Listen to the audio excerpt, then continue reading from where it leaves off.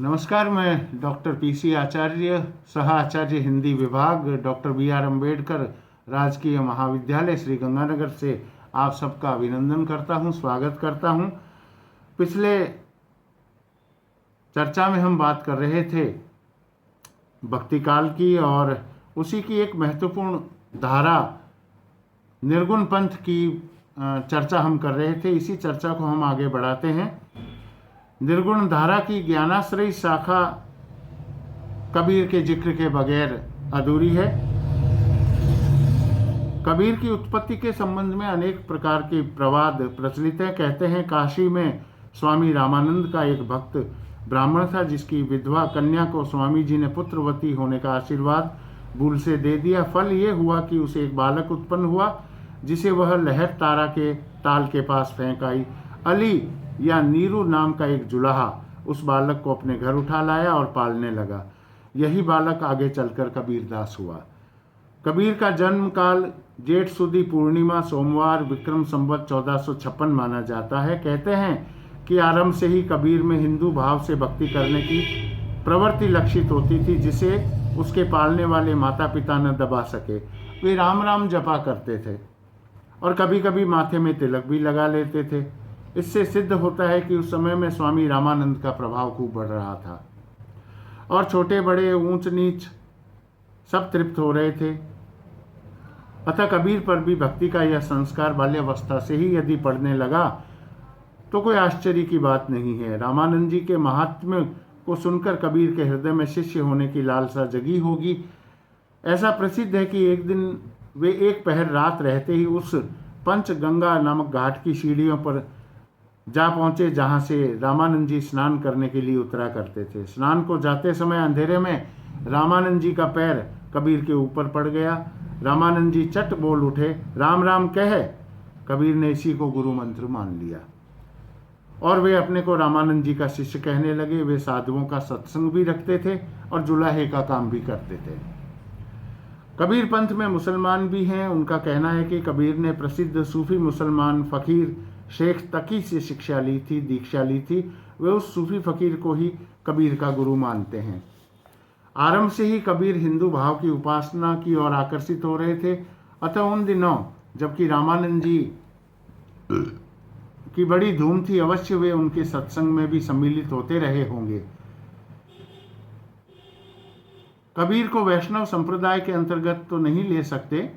कबीर ने दूर दूर तक देशाटन किया, हठ योगियों तथा सूफी मुसलमान फकीरों का भी सत्संग किया। अतः उनकी प्रवृत्ति निर्गुण उपासना की ओर दृढ़ हुई। अद्वैतवाद के स्थूल रूप का कुछ परिज्ञान उन्हें रामानंद जी के सत्संग से पहले से ही था। फल ये हुआ कि कबीर के राम धनुर्धर साकार राम नहीं रह गए, वे ब्रह्म के पर्याय हो गए। दशरथ सुत तिहु लोक बखाना, राम नाम का मरम है आना। सारांश ये कि ब्रह्म हिंदुओं की विचार पद्धति में ज्ञान मार्ग का एक निरूपण था।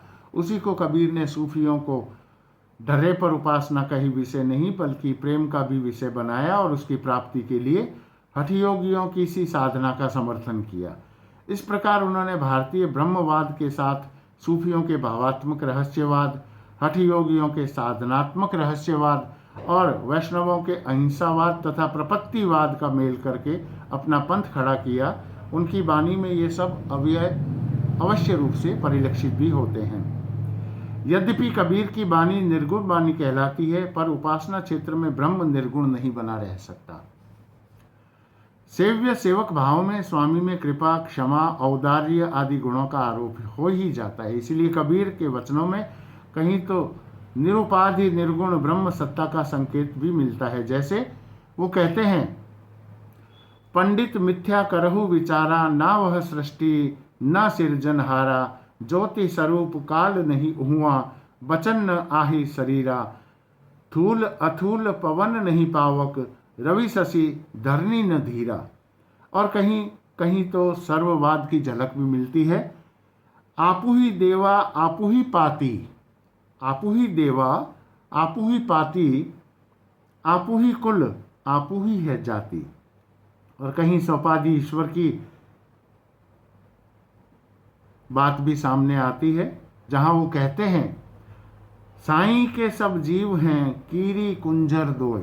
साईं के सब जीव हैं कीरी कुंजर दोय। सारांश ये कि कबीर में ज्ञान मार्ग की जहाँ तक बातें हैं वे सब हिंदू शास्त्रियों की है, जिनका संचय उन्होंने रामानंद जी के उपदेशों से किया।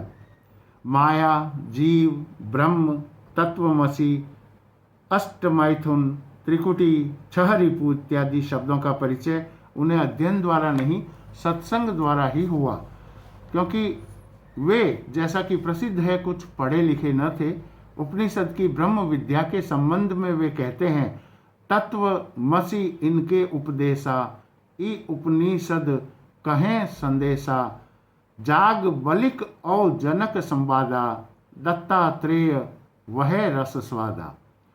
यहीं तक नहीं, वेदांतियों के कनक कुंडल न्याय आदि का व्यवहार भी इनके वचनों में मिलता है, जहां वो कहते हैं, गहना एक कनक ते गहना, गहना एक कनक ते गहना, इन मह भावन दूजा, कहन सुनन को दुई करी थापिन, इक निमाज इक पूजा, इक निमाज इक पूजा।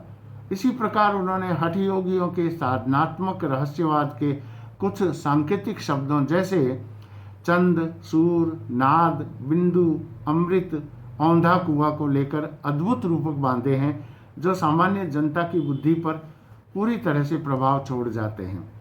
सूर समाना चंद में दहूं किया घर एक, सूर समाना चंद में दहूं किया घर एक, मन का चिंता तब भया कछु पुरबिला लेख, आकाशे मुखी औंधा कुआं पाताले पनिहारी, आकाशे मुखी औंधा कुआं पाताले पनिहारी, ताका पानी को हंसा पीवे बिरला आदि विचारी।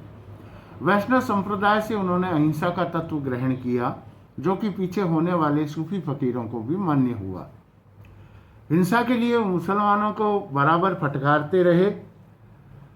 दिन भर रोजा रहत हैं, राति हनत हैं गाय, दिन भर रोजा रहत हैं, राति हनत हैं गाय, यह तो खून वह बंदगी कैसे खुशी खुदाए।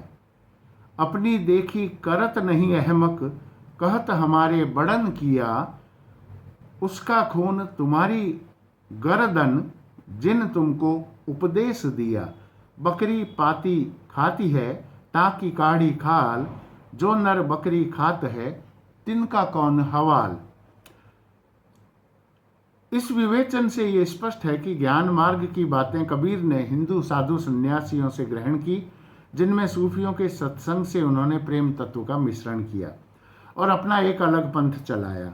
उपासना के बाह्य स्वरूप पर आग्रह करने वाले और कर्मकांड को प्रधानता देने वाले पंडितों और मुल्लों दोनों को उन्होंने खरी खरी सुनाई और राम रहीम की एकता समझाकर हृदय को शुद्ध और प्रेममय करने का उपदेश भी दिया।